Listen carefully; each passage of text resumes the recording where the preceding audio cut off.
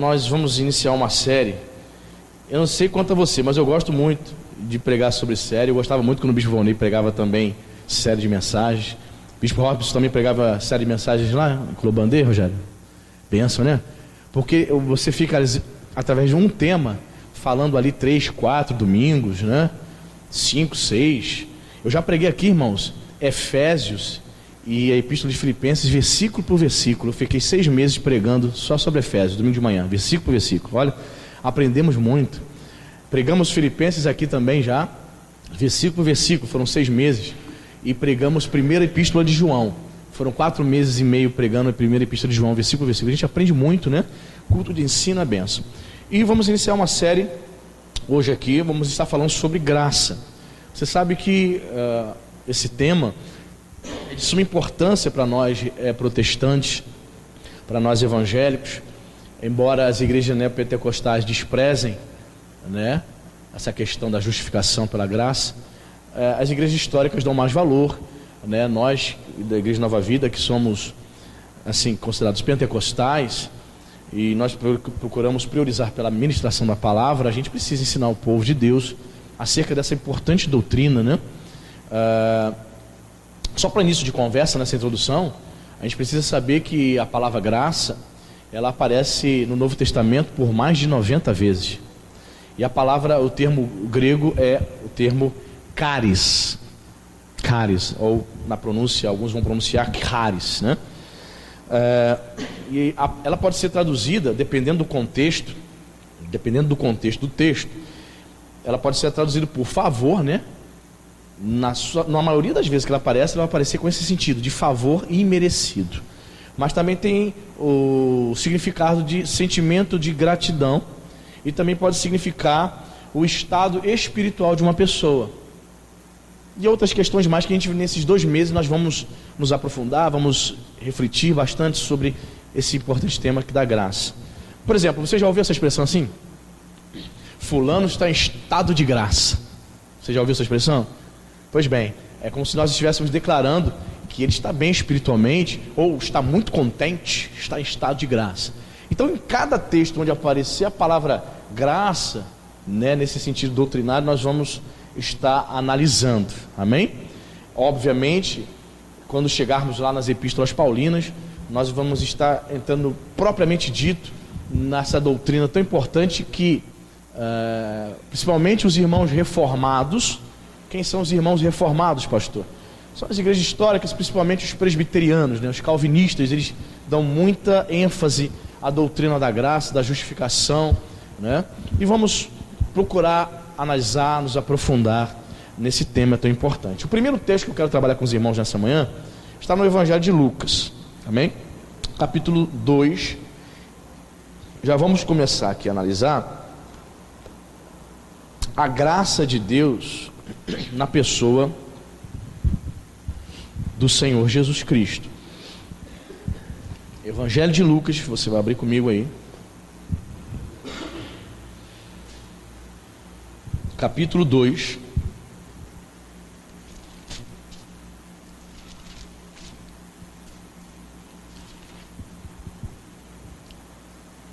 Versículo 40. É a primeira menção da palavra graça no Novo Testamento. Ou melhor, segunda menção. Vai dizer o seguinte, é Lucas 2,40, você achou? Diz a palavra de Deus assim, ó: crescia o menino e se fortalecia, enchendo-se de sabedoria. Repita comigo, e a graça de Deus estava sobre ele. Amém? Então começamos a perceber aqui uma declaração importante do evangelista Lucas. Ele afirma que a graça de Deus, o favor de Deus, era visível, estava sobre a vida, a pessoa do Senhor Jesus. Nós vemos, irmãos, o evangelista Lucas vai nos informar que o menino Jesus, com 12 anos, ele se perde dos seus pais, e os seus pais o encontram na Páscoa, aonde mesmo? O encontram no templo. Diz as escrituras que ele estava lá no templo, conversando fiado com os líderes religiosos, amém? É isso? Nada disso. Ele estava falando das coisas do reino de Deus, falando da palavra, conversando da palavra. E os líderes religiosos ficaram assim, abismados, admirados. Que menino inteligente, um menino, puxa, falando das coisas de Deus, falando sobre as escrituras. Eles ficaram impressionados com a sabedoria do menino Jesus. Então, como é que nós percebemos esta verdade? A graça de Deus estando sobre Jesus. Em primeiro lugar, porque o Senhor Jesus andava desde a sua infância em comunhão com o Senhor. Veja bem, ele é visto na casa do Pai falando das coisas de Deus com os líderes religiosos. Isso demonstra que Jesus já era um menino que tinha compromisso e comunhão com o Senhor. Amém? É o primeiro ponto. Então tem muitas pessoas às vezes que falam assim: ah, tadinho do meu filho, tadinho da minha filha. Não, deixa ela quieta, não, ela ainda está decidindo, ela não tem ainda capacidade para desenvolver uma espiritualidade. Querido, o menino Jesus com 12 anos já era uma criança espiritual.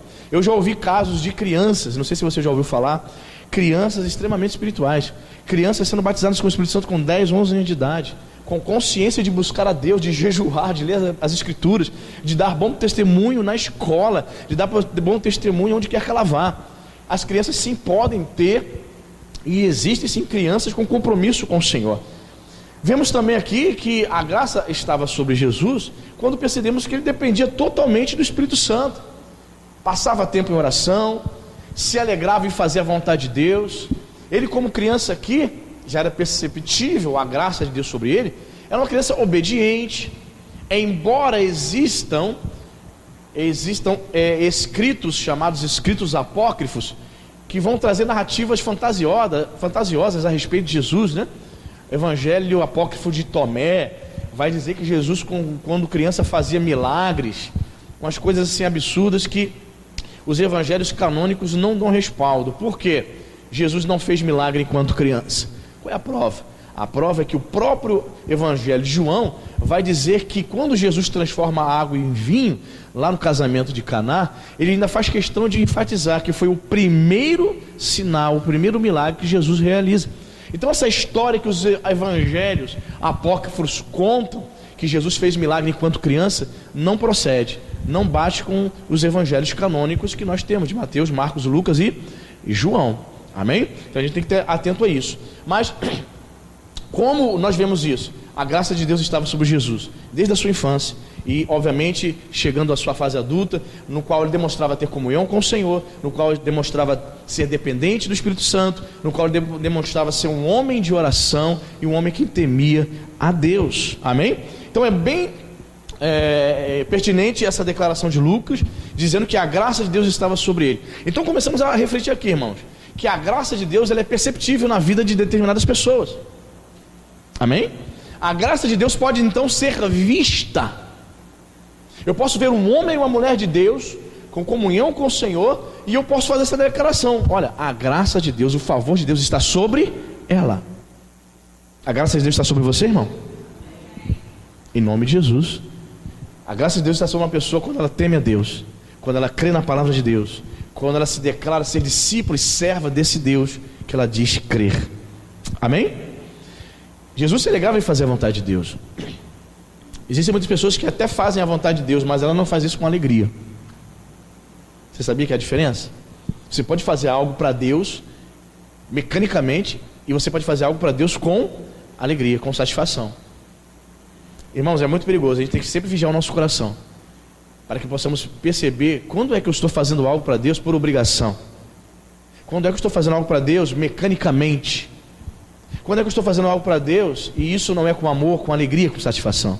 Você pode orar mecanicamente, ou você pode orar com muita satisfação, com regozijo no coração diante do Senhor. Então, percebe?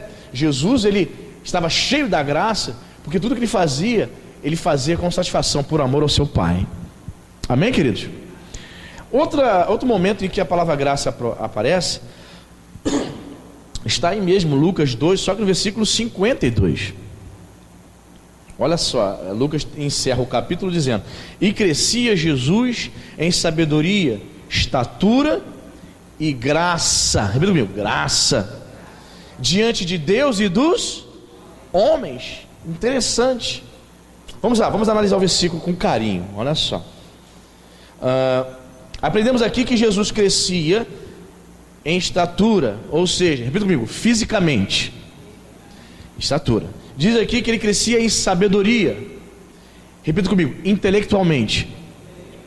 E diz que ele crescia em graça, espiritualmente. Então o crescimento de Jesus era perfeito. Estatura, fisicamente, sabedoria, intelectualmente. Era um menino que crescia, que estudava, que aprendia as coisas de Deus, as coisas seculares também. E sobretudo, e o mais importante, ele crescia espiritualmente. Isso serve para nós também, amém, queridos? Nós precisamos crescer intelectualmente. Fisicamente você já cresceu, né? Graças a Deus, você já cresceu. E intelectualmente, você é uma pessoa que procura crescer intelectualmente, em sabedoria? Ou para você já está tudo certo? Pastor, o que eu já sei está tudo tranquilo, já estou satisfeito com as coisas que eu já recebi, que eu já aprendi das escrituras. Está tudo tranquilo? Pastor, fez o módulo 1, né, o curso discipulado aqui, eu nem vou fazer o 2, não faço o 3 nem o 4, estou nem aí. Não estou nem aí, porque eu já sei demais, já cresci, não quero mais desenvolver. Irmãos, Jesus crescia, ato contínuo. Jesus não deixou de ler as escrituras, Jesus não deixou de buscar aprender mais com o Senhor, seu Pai. Então é uma ordem também para nós. Nós devemos crescer também em sabedoria, intelectualmente. E o mais importante, Jesus crescia em graça. Havia crescimento espiritual. Algumas pessoas aqui nessa igreja, na qual eu sou pastor, eu percebo, graças a Deus, que estão crescendo. Lentamente, mas estão. Com muita dificuldade, mas estão se esforçando para cumprir com aquilo que está sendo pregado, ensinado. Então você vê melhoras ali. Você consegue pontuar um crescimento, ainda que lento, mas está crescendo. Outras pessoas não, infelizmente. Elas estão tendo dificuldade. Elas não conseguem, elas estão estagnadas. Não estão crescendo espiritualmente. Diz aqui que Jesus crescia intelectualmente, fisicamente e espiritualmente, tanto diante dos homens quanto diante de Deus. Olha só, diante dos homens e de Deus. Eu, como pastor, preciso crescer intelectualmente, sim ou não? Diante dos homens. Eu preciso estudar, cada dia me aprofundar mais, para que eu possa ter conteúdo, para que eu possa trazer uma palavra balizada nas escrituras, para a edificação dos irmãos. Se eu parar de crescer intelectualmente, mais cedo ou mais tarde os irmãos podem perceber. O pastor estagnou, parou, deu uma parada. Talvez não perceba agora, mas daqui a 1 ano, 2 anos, pode perceber. Porque o pastor, o líder que deveria crescer intelectualmente diante dos irmãos, em sabedoria, não cresceu. Eu, como pastor, por exemplo, preciso crescer também em graça, sim ou não? Devo crescer. Não é porque sou pastor que eu parei de crescer espiritualmente, que eu devo parar de buscar o Senhor. Pelo contrário, como líder, com essa responsabilidade, eu preciso mais e mais crescer na graça diante dos homens e diante de Deus. Só o pastor? Não. Todos os crentes, amém, irmão? Você parou de crescer espiritualmente, irmão? Ou continua com a mesma sede do início? Quando o pastor fala assim, faça o módulo 2, módulo 3, você ignora, arruma alguma coisa para fazer no sábado ou no domingo, arruma logo uma nova série na Netflix para acompanhar, ou você fala assim, não, eu vou continuar crescendo intelectualmente, em sabedoria, e consequentemente, aprendendo a palavra, você cresce o que? Espiritualmente também. A gente arruma alguma coisa para preencher o nosso tempo, o nosso espaço? Alguma coisa aí? Para a gente não vir? Aí quando o pastor falar assim, e aí, vem? Não, pastor, eu estou com um compromisso aí. A gente sempre arruma alguma coisa. Então precisamos, irmãos, continuar crescendo. Crescimento contínuo. Nós não podemos ficar estagnados, nem em sabedoria intelectualmente e nem na graça. Precisamos crescer espiritualmente. Amém, irmão? A mesma sede. Estava pregando sobre a epístola de Éfeso, né, na carta apocalíptica, a carta de Jesus à igreja de Éfeso, no domingo passado, e todo mundo sabe, né, quando chega naquela parte que Jesus fala para aquela igreja, olha, vocês perderam, vocês precisam voltar ao primeiro amor. E falávamos sobre isso domingo passado à noite, né? A igreja de Éfeso perdeu o primeiro amor, perdeu o entusiasmo inicial. Quando a pessoa perde o entusiasmo inicial, ela acha que já está tudo bem, ela se conforma. Isso é perigoso, irmão.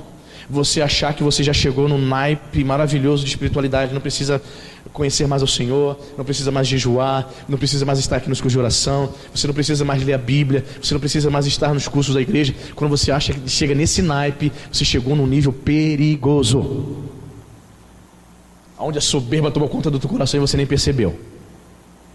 O pastor está falando, vamos, se anima, vamos lá para a ordenação dos bispos, 3 bispos, vamos para a ordenação. Não, pastor, eu não gosto dessas coisas não.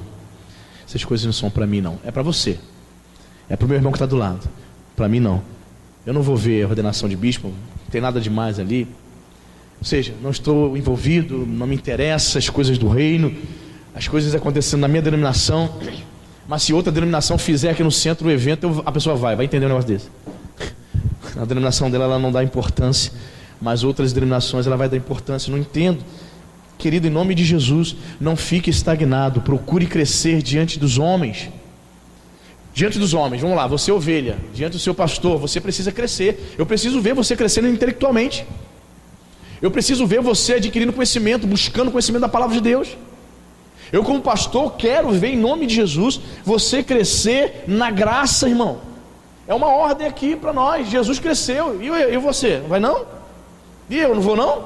É para todo mundo crescer diante dos homens e diante dele. Então é legítimo que os irmãos, as ovelhas, os crentes desejem crescer na obra de Deus, no reino de Deus, ser uma pessoa ativa para o Senhor. Quem está entendendo? Amém?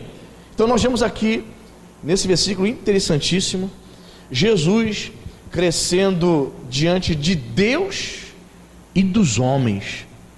Havia esse interesse da parte do Senhor Jesus em crescer diante dos homens. Algumas pessoas podem ler esse versículo assim: crescer, pastor, eu vou crescer diante dos homens? Não, eu posso me tornar orgulhoso, eu não quero crescer. Tá bom aqui no meu cantinho, escondidinho. Tem gente com essa falsa espiritualidade, essa falsa humildade. Não, pastor, deixa eu aqui, eu não quero honras. Ei, equilíbrio, irmão. Vamos buscar o equilíbrio. Nós não estamos falando dessas pessoas que tomam a glória do Senhor para si. O que o texto está dizendo aqui, está falando de crescimento espiritual, evolução espiritual. É óbvio que o menino Jesus tinha um entendimento até mesmo da sua missão com 12 anos. Esse menino que se tornou homem aos 30 inicia o seu ministério itinerante.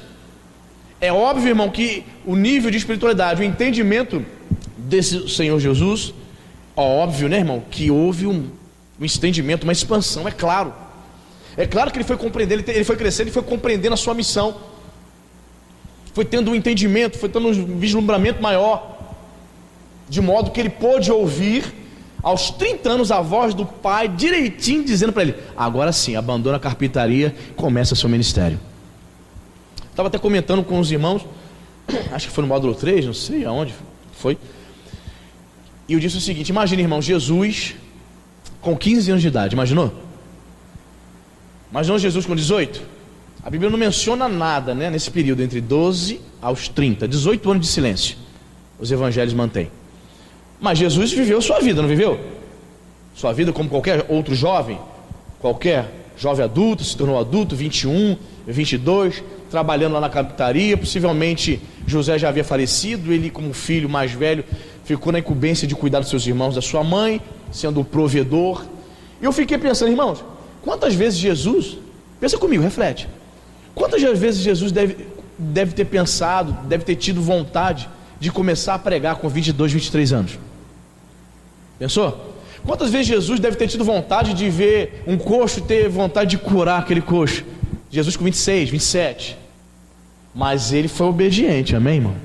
Ele precisou esperar o tempo de Deus. Ele inicia, Lucas é bem claro, ele inicia seu ministério com 30 anos de idade.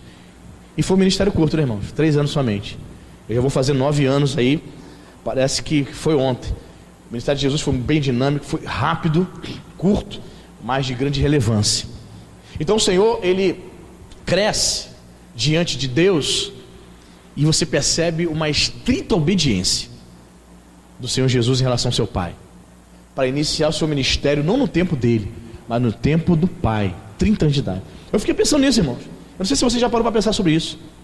Jesus vendo com 18, com 20 anos, tendo poder para curar, vendo um coxo do lado dele passando, vendo um paralítico e não ter curado. Um familiar, quem sabe, morrer de uma doença terrível, de um câncer, olhar e não ter curado. Ou Jesus não tinha poder antes dos 30? Ele sempre foi Deus, irmão.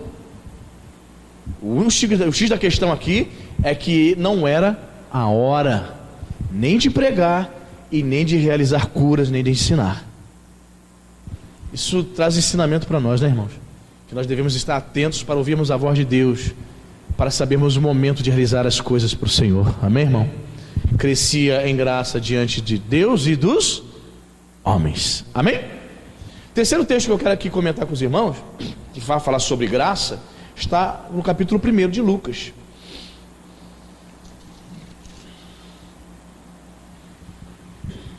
Versículo 30, vai falar aqui a tão famosa declaração do anjo Gabriel para Maria.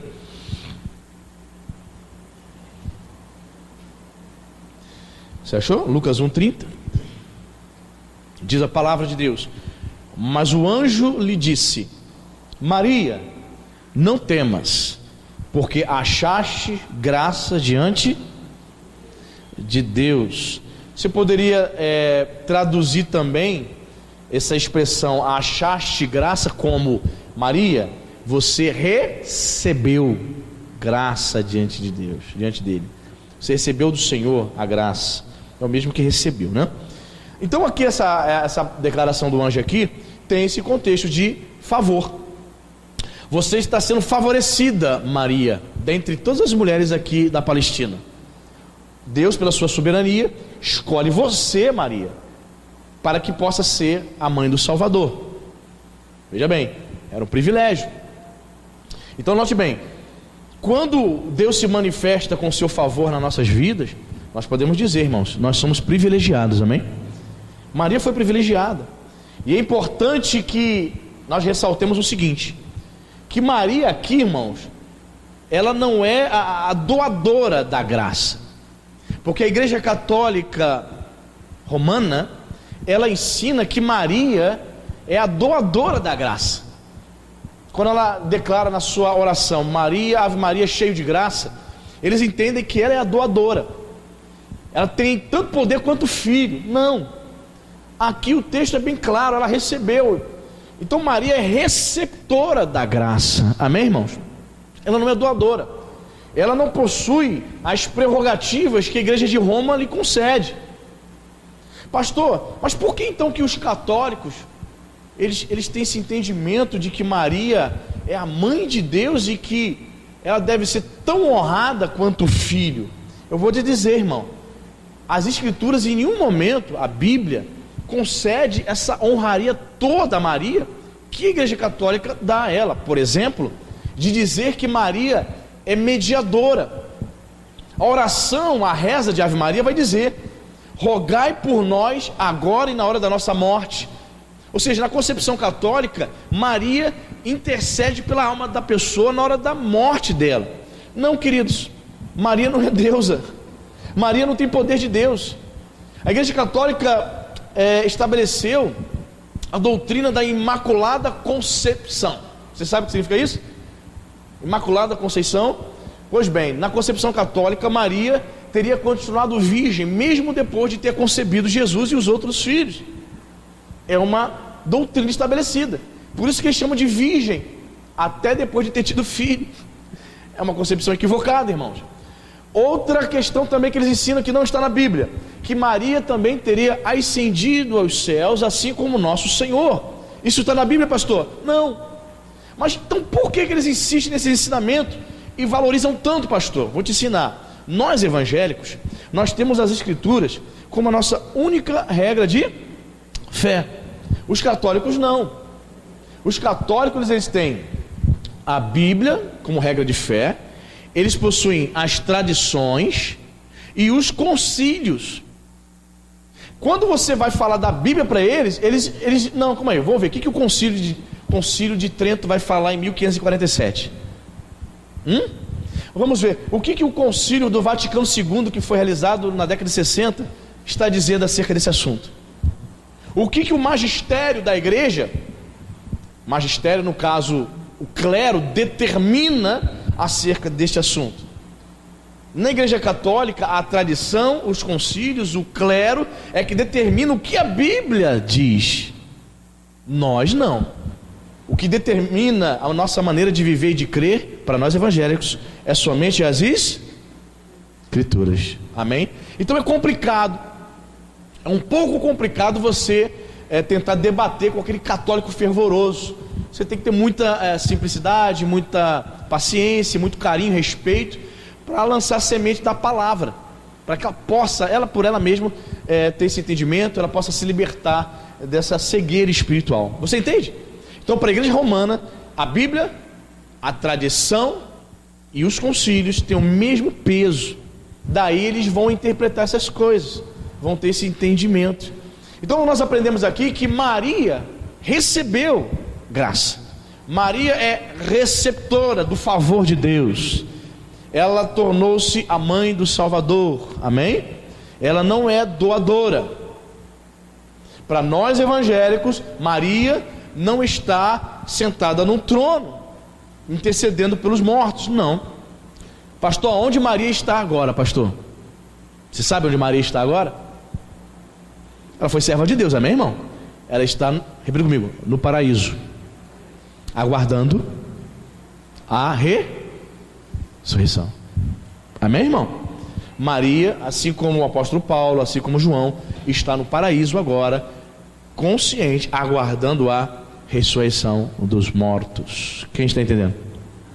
Então Maria, nós evangélicos respeitamos Maria. Você evangélico não deve desdenhar, agredir, por exemplo, um católico, um familiar seu. Não.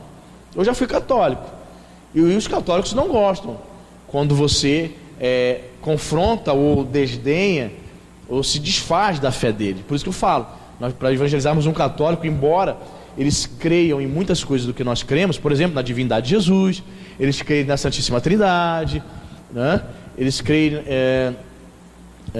nas Escrituras como a palavra de Deus. Embora eles tenham algumas crenças semelhantes, há uma distorção em muitas das suas crenças. Eles acreditam que os santos são mediadores, e a palavra vai dizer que o único mediador entre Deus e o homem, quem é, irmão? Jesus. 1 Timóteo 2,5. O único mediador entre Deus e o homem, Jesus Cristo, homem. Amém, queridos? Você entendeu? Então aprendemos aqui que Maria, ela recebe o favor. Que favor é esse? Como essa graça de Deus se manifestou na vida de Maria? Como, pastor? Está bem claro, né? Porque ela se tornou a mãe do nosso Salvador. Nós vemos muitas vezes nos filmes as mulheres que interpretam Maria, mulheres assim, seus 25, 30 anos de idade, né? Mas muitos acreditam que Maria fosse uma adolescente aqui. Eu já li em algumas fontes, autores acreditam que ela tivesse 15, 16 anos, fosse uma adolescente, menina mesmo, no máximo 18 anos de idade, porque era comum as meninas judias se casarem cedo, e elas casam. Talvez mais uma dúvida em relação a Maria, Jesus e seus irmãos. A Igreja Católica insiste nessa teologia de que Maria permaneceu virgem, porque na concepção da Igreja Romana, Maria só teria tido Jesus. Mas pastor, os evangelhos dizem que Jesus tinha irmãos. A Igreja Católica interpreta dizendo que não seriam irmãos de sangue de Jesus, filhos de Maria e José, seriam primos. É uma interpretação equivocada, irmãos, porque a palavra lá no grego é adelphos, que significa irmão, irmão mesmo, de sangue. Então eles têm muitas interpretações equivocadas, e você sabe que a maioria das pessoas não vão buscar esse conhecimento. Elas vão à missa, ela ouve o padre falar, é Deus falando, vai para casa, não busca esse conhecimento, não tem essa curiosidade para saber, e vão vivendo enganadas. Quem está entendendo? Amém? Muito bem. Pastor, tem outro texto? Tem. Vamos para Lucas, capítulo 4, versículo 22. Mais uma vez, a graça se manifestando em Cristo Jesus. Lucas 4, 22. Diz aqui a palavra de Deus. Lucas 4, 22.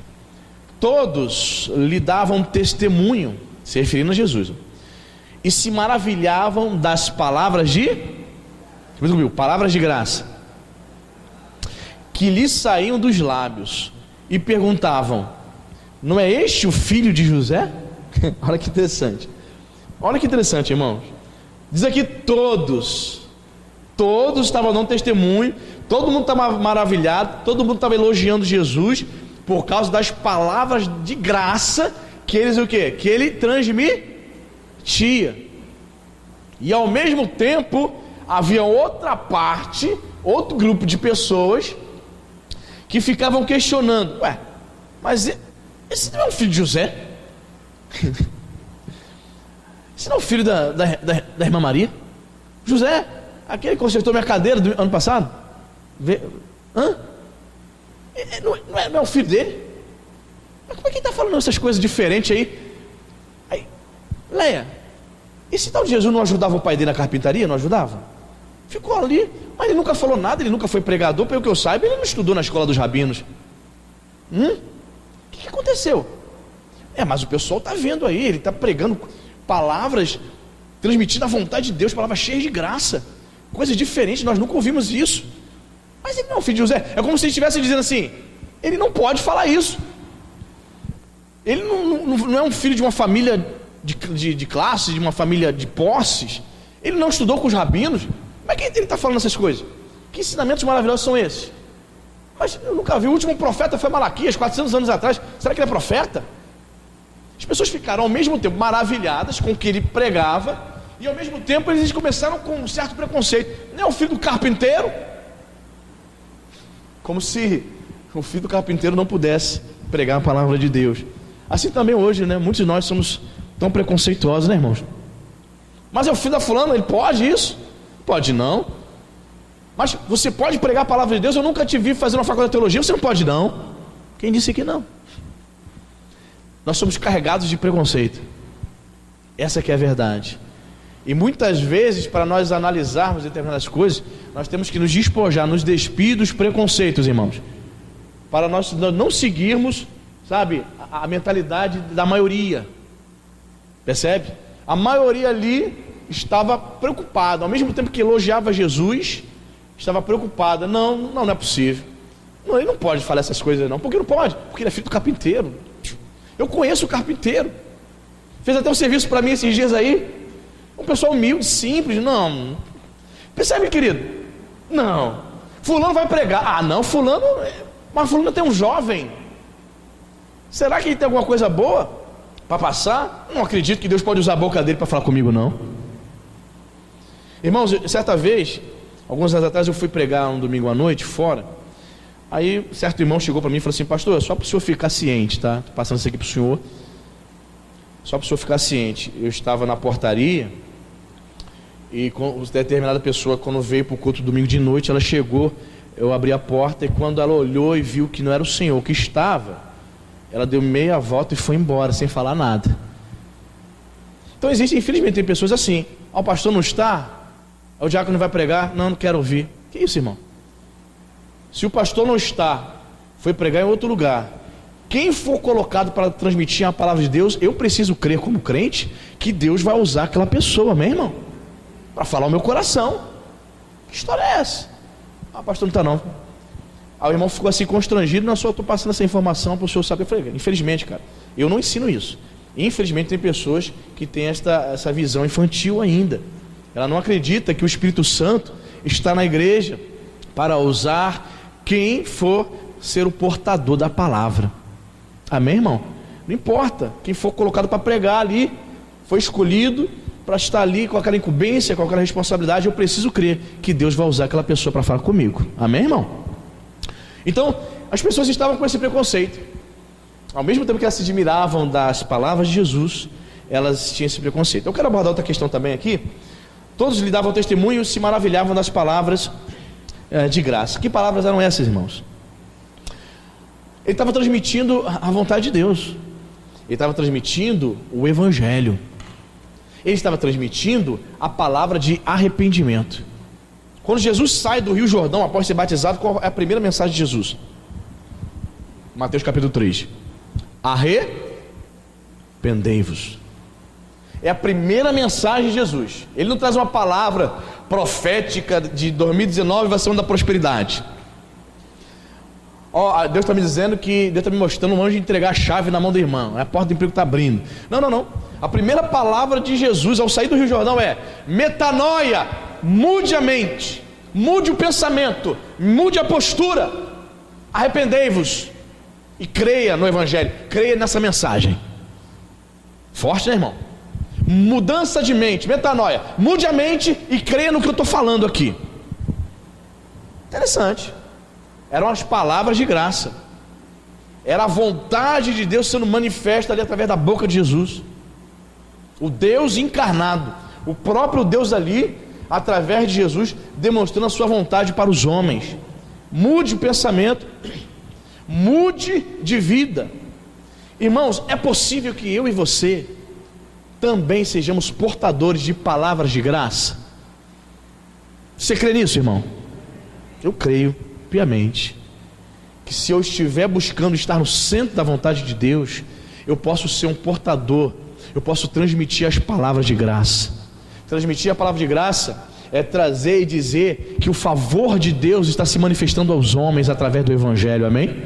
Estou dizendo para os homens que eles podem hoje ser reconciliados com Deus, que eles podem cumprir com a vontade de Deus, que eles podem ser esses seguidores do Senhor Jesus. Entende isso, irmão? Palavras de graça.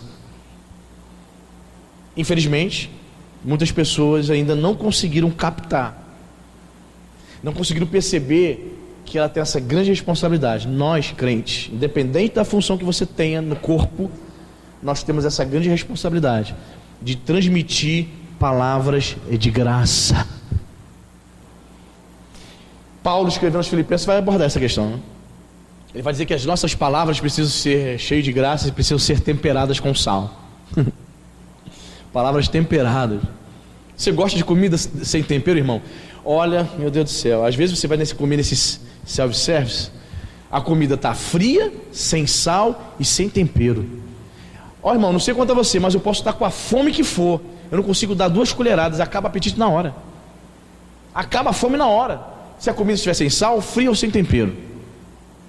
Pelo menos comigo é assim.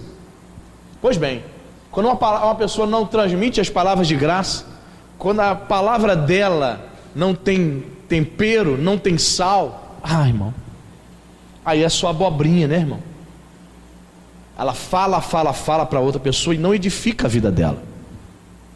A pessoa conversa com ela 2 horas, ela vai embora procurando naquelas 2 horas de conversa algo que a tenha edificado. Não acha. Você quer edificar a vida das pessoas? Se enche da palavra de Deus, irmão. A boca fala que o coração está cheio, querido. Quer transmitir graça às pessoas? Se encha da palavra de Deus. Medita na palavra de dia e de noite. Tem gente que só medita só no domingo de noite. Estava até falando com os irmãos, que foi no casado. É tanta aula, tanta coisa que eu fico perdido. Onde eu falei aquilo, né? Foi no casado falando sobre essa questão da palavra, né? Diz o texto lá que nós devemos meditar na lei do Senhor de dia e de noite. Geralmente o crente é um crente fiel, hein? Estou falando. Ele tira assim um horário, né? Durante o dia para ler a Bíblia e para orar, não é isso? Aí você, na sua correria, você fala assim: pastor, eu consegui um horário para me ler a Bíblia e orar. Não tinha, mas agora eu tenho. Acordo cedo, 6 horas da manhã, ali de 6 a 6:30, antes de ir para o trabalho, aquele devocional, aleluia, meu dia já está ganho. Você escolheu a parte do dia, né? Só que o texto diz que é de dia e de noite. Não será nada normal, não será normal ou ruim para a tua vida espiritual se à noite você meditar na palavra de Deus também. Mas já meditei de manhã, pastor. De dia e de noite. Se enche das coisas de Deus, satura teu cérebro com as coisas de Deus. Quando você abrir a boca, as tuas palavras serão palavras de graça. Quem está entendendo? Eu falo isso, mas infelizmente muitas pessoas não colocam em prática, cara. A gente está pregando, né? Muitos não colocam em prática, é impressionante. Elas vão continuar sendo omissas nesse quesito de não buscar Deus com intensidade. Aí o que você vê nela? Palavras de graça? Não, palavras de murmuração. Reclama todo dia. Reclama do governo, reclama das pessoas, reclama da fila, reclama do trânsito, reclama. Só murmuração. Aí você, como crente, vai bater um papo com ela. Ela também não vai só reclamar na fila do banco ou quanto está esperando para ser atendida na clínica médica. Ela vai expressar essa murmuração aonde? Dentro da igreja. Ela vai estender, né? Aquilo que ela é lá fora, ela vai se estender aqui dentro. Você não vai ouvir palavras de graça dela. Só se enchendo das coisas do mundo. Aí você vai ouvir só lamento. Porque o pastor Anderson? Porque o pastor? É porque a irmã fulana? O diácono falou um negócio para mim que eu não gostei não, tá? Aí você fica procurando pessoas para concordar contigo, com a tua murmuração, com a tua insatisfação. Percebe? Quando sai uma pessoa da igreja mal, ela não vai sozinha. Já percebeu isso? É impressionante. Ela tem que levar um ou dois, no mínimo. Já reparou isso já? Eu já. É impressionante. Ela não consegue, quando está insatisfeita, dizer assim, vou embora. Não, ela tem que levar alguém. Tem que arrastar. Que está mal com Deus. As suas palavras não eram de graça. A graça não estava sobre ela. Então ela precisa de retaliação. Vou fazer uma retaliação. Não estou satisfeita com o pastor nem com essa igreja. Preciso dar um preju nele. Qual é o prejuízo? Vou levar uns 3, 5 comigo. Está mal com Deus, não conhece Jesus não. Não conhece Jesus não. Pensa que conhece. Pensa. Até o diabo muitas vezes tem mais fé do que determinadas pessoas. Porque o ser humano não tem o temor de murmurar dentro da casa de Deus, de falar mal do pastor durante a palavra. O pastor está pregando, você está falando mal do pastor na palavra. Ela não tem temor de fazer isso. E a Bíblia diz que os demônios diante de Deus estremecem. Os demônios têm mais temor de Deus do que muito ser humano. Isso é o fim da picada. É a tua Bíblia que está escrito isso. A minha é a tua. Irmãos, em nome de Jesus, se sature da palavra de Deus, para que as tuas palavras sejam palavras de graça, irmão. Graça. A pessoa não está satisfeita. Quando a pessoa é de Deus, ela fala, pastor, estou indo embora, amém. Ela vai na boa, ela e a família dela, ou sozinha vai embora. Mas ela não vai arrancar ninguém da igreja. Ela não vai fazer essa patifaria, não faz nada. Ela vai ficar na dela, pô. Interessante isso, né? Porque a Bíblia fala que Satanás, quando ele foi expulso do céu, ele não quis ir sozinho, irmão. Levou 1/3. Foi 1/5 não, 1/3 dos anjos. A gente precisa vigiar o coração, irmão. Vigiar muito o coração, para que nós não peguemos totalmente fora da graça, né, irmão? Em nome de Jesus. Jesus transmitir essas palavras, que eu e você possamos transmitir palavras de graça para as pessoas, amém, irmão? Muito cuidado. E só transmite palavras de graça quem é cheio dessa palavra de graça, quem se enche das coisas de Deus. Pessoa que não se enche, irmão, só vai dar problema. Pessoa que não se enche das coisas de Deus, ela vai dar problema. Sai da igreja, não fala nada para o pastor, dá satisfação nenhuma. Alguns até dá satisfação, outros não. Aí tu não sabe. Aí o pastor tem que ficar sempre tentando adivinhar. Será que alguém fez alguma coisa com ela? Será que o pastor falou alguma coisa? Será que eu falei alguma coisa, Cíntia? Só vai embora, mete o pé, te bloqueia no Facebook e tá tudo certo. Tu tenta algum contato. O que aconteceu, minha irmã? Chateou-se com quem? Não sei. O ser humano é triste. Mas o ser humano que não se enche dessa graça, das palavras de graça do Senhor Jesus. Percebe, irmão? Existem pessoas que estão na igreja há anos. Você olha para ela, ela não dá um trabalho para o pastor. Bênção. Detalhe, tem cargo na igreja não é líder de nada, mas ela não dá um pio de trabalho para o pastor. Bênção de Deus, pessoas de Deus. Pelo contrário, só abençoa a igreja. Jesus, mas outras que parece que faz questão, o prazer dela é trazer problema. Por quê? Porque não obedece, irmão, não quer assistir dessas palavras de graça. Interessante, é tão simples, né? A receita é simples, o difícil é colocar em prática, né, pastor? É. Outro texto, vamos lá, vamos para o Evangelho de João. João capítulo 1, né? Textos clássicos aí, falando do nosso Senhor Jesus. Evangelho capítulo 1 de João.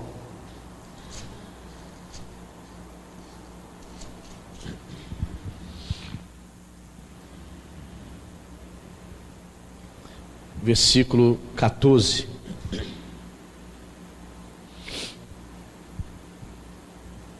Você achou? Amém? E o verbo, Jesus, né? Se fez carne e habitou entre nós, cheio de graça. Cheio de graça e de verdade. E vimos a sua glória, glória como do unigênito do Pai. O verbo se fez, transformou-se, veio a este mundo em forma de homem, se fez carne. E João declara que ele habitou entre nós, né? O termo grego lá é tabernaculou. A expressão falava de alguém que arma uma barraca, uma tenda, como morada. Pois bem, o Senhor Jesus, através da encarnação, ele morou, ele habitou, esteve entre nós por 33 anos em forma de homem. E diz aqui João que esta habitação no nosso meio, entre nós, foi cheio de graça, cheio da bondade e do favor imerecido de Deus sobre ele. É óbvio, se ele habitou entre nós, se ele conviveu com os homens, ele pregou aos homens, ele manifestou seu amor aos homens, certo? Isso foi manifestação do favor de Deus.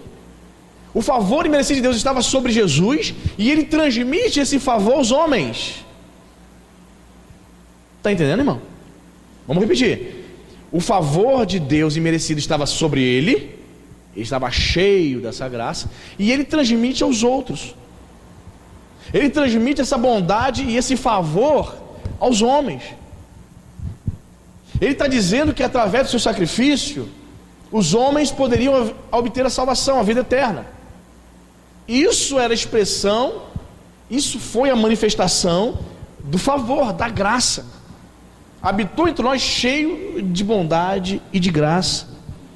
O fato também de João expressar isso, que ele assumiu a forma humana, que ele habitou entre nós cheio de graça, é também para dizer o seguinte, que Deus Pai se revela aos homens através da pessoa do Senhor Jesus. É por isso que Jesus vai dizer a Filipe: Filipe, quem vê a mim vê Pai. Filipe, eu e o Pai somos Deus Pai se revelando aos homens através do seu Filho. Eu estou lendo um livro, mais um livro, que fala sobre a história do personagem de quadrinhos de filme, Superman. É interessante que, eu não sei se você sabe, eu fui um leitor voraz de quadrinhos até os 16 anos, de história de super-heróis. E eu estava até comentando isso no carro ontem. Eu devorei gibis, eu li mais de 2.000, quase 3.000 gibis de heróis na minha adolescência. Então conhecia todo aquele universo DC e Marvel e tal. Mas engraçado que eu não tenho a mínima vontade de ver os Vingadores ali no cinema, não tenho. Já não sou fã de filmes de heróis, não sei, perdi assim essa paixão e tal. Tem gente que gosta e tal, vai, acha legal, fantástico, mas eu não faço questão de acompanhar os Vingadores e tal, nem a Liga da Justiça. Mas eu achei interessante no livro que conta a história, os dois criadores, né, foram dois jovens em 1938 nos Estados Unidos que criaram o personagem Super-Homem. Eu estava contando isso no módulo 3, dizendo que, eu não sei se você sabe, eles se inspiraram no personagem Superman, se inspiraram em Jesus. Quem sabia disso? Sabia disso, Silvio? Como assim, pastor? Superman, os autores se inspiraram em Jesus? Sim. Lembra do primeiro filme Superman em 78? O Marlon Brando faz o pai dele e tal, bota o pequeno Kal-El na cápsula e envia para a Terra. O pai enviando o seu filho para cuidar da Terra, para salvar a humanidade. Você entende? eles se inspiraram em Jesus, um filho que é enviado ao mundo, a essa terra, para habitar entre nós. Ou seja, o personagem do super-homem, ele é diferenciado dos terráqueos, ele tem superpoderes. Aí essa ideia do Superman ter superpoderes, ele faz uma analogia para dizer que era o próprio Deus habitando entre os homens, e ele se torna mortal. E o personagem super-homem, mesmo tendo superpoderes ao habitar na terra, ele também está sujeito, mesmo sendo um homem de aço, ele também está sujeito à mortalidade, porque ele é bebê, torna-se jovem, torna-se adulto, ele envelhece também, mesmo tendo superpoderes. Eu acho interessante essa analogia que o camarada fez. Um pregador aí, só para efeito de curiosidade, determinado pregador já comparou o personagem super-homem ao anticristo. Como assim, pastor? Vou te dizer. Por exemplo, o Superman, o personagem, o que destrói o Superman, Kendi? Qual é o ponto fraco? A criptonita, que é uma pedrinha verde radioativa que ele fica fraco, ele pode até matá-lo, não é isso? Aí teve um pregador assim com uma imaginação bem fértil, que disse que o anticristo simboliza, o Superman simboliza o anticristo, no sentido de que, lá na profecia do profeta Daniel, a pedra pequena simboliza Jesus, e a pedra pequena vem do céu e destrói a estátua da visão do rei Nabucodonosor, do sonho. Ou seja, a estátua simbolizando o anticristo, uma parte da estátua, a pedra pequena simbolizando Jesus. Então ele vai dizer que a criptonita é Jesus. Olha a imaginação do cara. A criptonita seria Jesus e o Superman é o anticristo. O único que vai destruir o anticristo é a pedra pequena, Jesus. Isso é só para um efeito de curiosidade. Mas o ponto de destaque aqui é para dizer para nós, em termos desse entendimento, que Jesus ele habitou entre os homens cheio de graça. O favor de Deus estava manifesto ali em Jesus. Jesus veio trazendo algumas questões, irmãos, que foram assim, ele veio quebrando alguns tabus, né? O pensamento, por exemplo, dos discípulos, quando queriam entrar em Samaria e foram impedidos. Os discípulos de Jesus queriam passar por dentro de Samaria. Aí um dos discípulos chegou para o Senhor e fala: Senhor, os samaritanos não deixaram a gente passar por dentro da Samaria não, e agora? Quer que a gente peça para cair fogo do céu na cabeça dos samaritanos? Em outras palavras, o Senhor quer que a gente ore a semelhança de Elias para a gente destruir os nossos inimigos? Aí Jesus vai repreender o discípulo, João, né? Olha, João, presta atenção, vocês não sabem de que espírito sois. Eu não vim para destruir os homens, vim para salvá-los. Tanto que é que o evangelho, quando chega em Samaria, produz o que? Muitos frutos, muitos samaritanos se convertem ao Senhor. Mas na cabeça de João, qual era o pensamento? Qual era o pensamento? O pensamento da lei ainda, né? Senhor, quer que oremos para cair fogo do céu para matar eles? Jesus, não.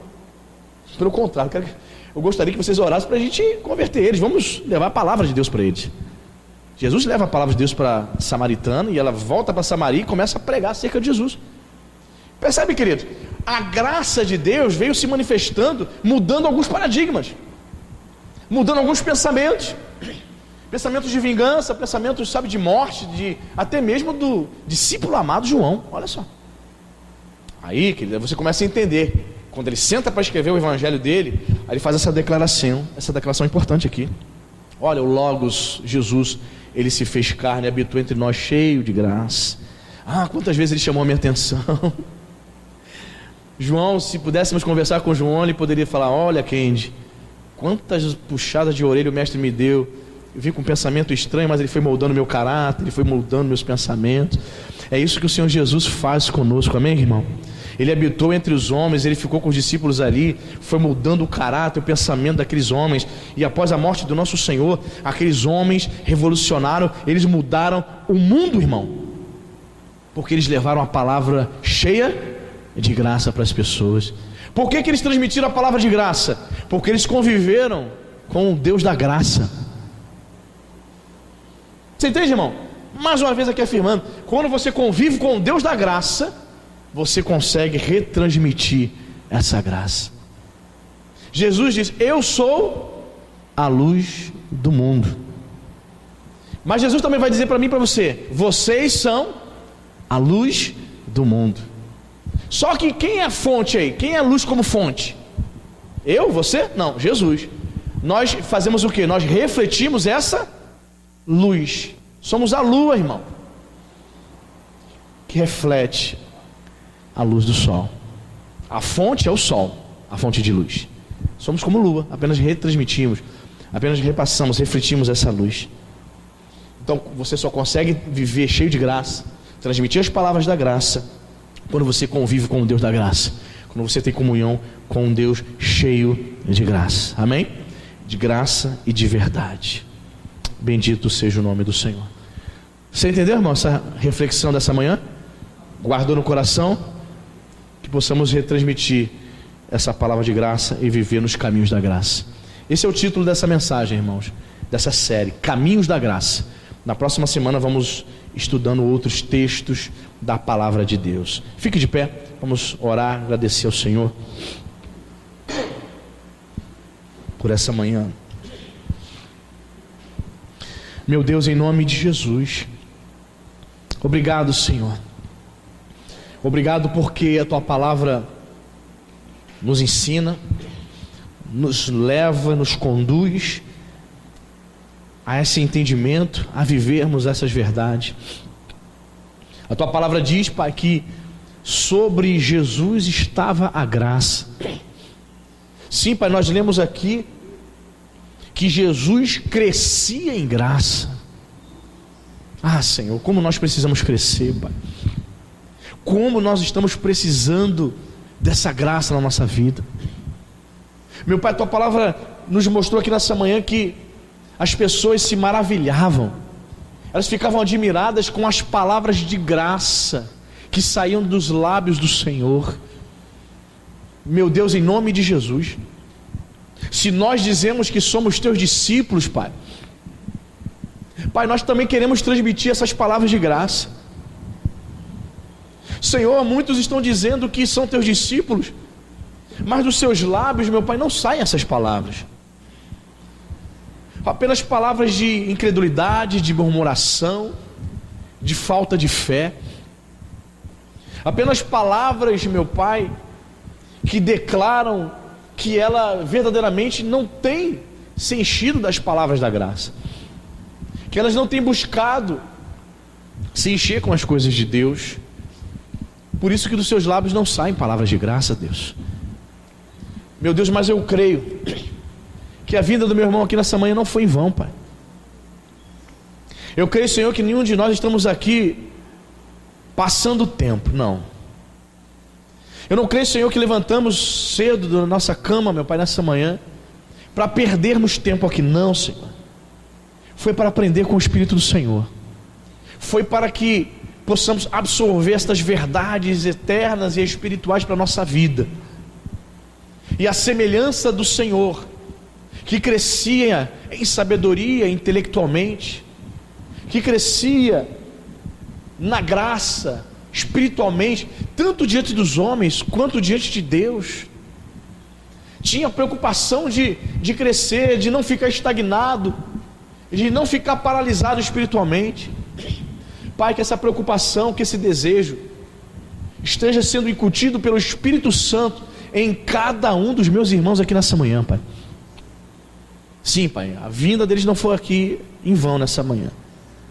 Eu creio que o Espírito do Senhor está fazendo algo. Eu creio que o Espírito do Senhor está falando, está ministrando, está trazendo revelação, meu Pai, desses textos que nós explanamos aqui nessa manhã. Eu creio, Pai, que nós vamos voltar para os nossos lares e o Espírito do Senhor vai continuar falando. Eu creio, Pai, que o Espírito do Senhor vai despertar esse meu irmão, essa minha irmã, para que possam de fato viver essa verdade. Comunhão com o Deus da graça, para sermos cheios da graça, para proclamarmos as palavras de graça. Bendito seja o nome do Senhor. Pai, que todos aqueles, Pai, que nos cercam, vejam, Pai, essa graça em nós, assim como foi percebida a graça no menino Jesus. Até mesmo os fariseus, religiosos, legalistas, eles conseguiram ver algo de diferente naquele menino que estava no templo cuidando dos negócios do seu pai. Meu Deus, em nome de Jesus, que nossos amigos, que os nossos entes queridos, que os nossos colegas de trabalho, Senhor, que todas essas pessoas sejam influenciadas pelas palavras da graça que sairão dos nossos lábios, Pai, em nome de Jesus. Esse é o propósito, meu Pai, da igreja. Esse é o nosso propósito, vivermos a graça de Deus, vivermos o favor imerecido do Senhor em nosso andar, no nosso caminhar diário, Deus. Meu Pai, que o Espírito do Senhor, esta é a minha oração, que o Espírito Santo, nessas semanas, meu Pai, que se seguirão, possa, Deus, falar de maneira poderosa conosco, que a igreja seja despertada para estar aqui, Senhor, domingo de manhã. Pai, desperta os meus irmãos que não têm o hábito de estar aqui domingo de manhã, Senhor, que eles venham se interessar, Senhor, por esse tema, que eles possam chegar aqui, Senhor, e ser impactados pela palavra do Senhor, que eles possam verdadeiramente viver a graça do Deus. Nos abençoe, Pai, neste domingo, leva-nos em paz e segurança, dá-nos um domingo ricamente abençoado na sua presença. Somos gratos a Ti, em o nome santo de Jesus. Que a igreja diga amém, diga graças a Deus.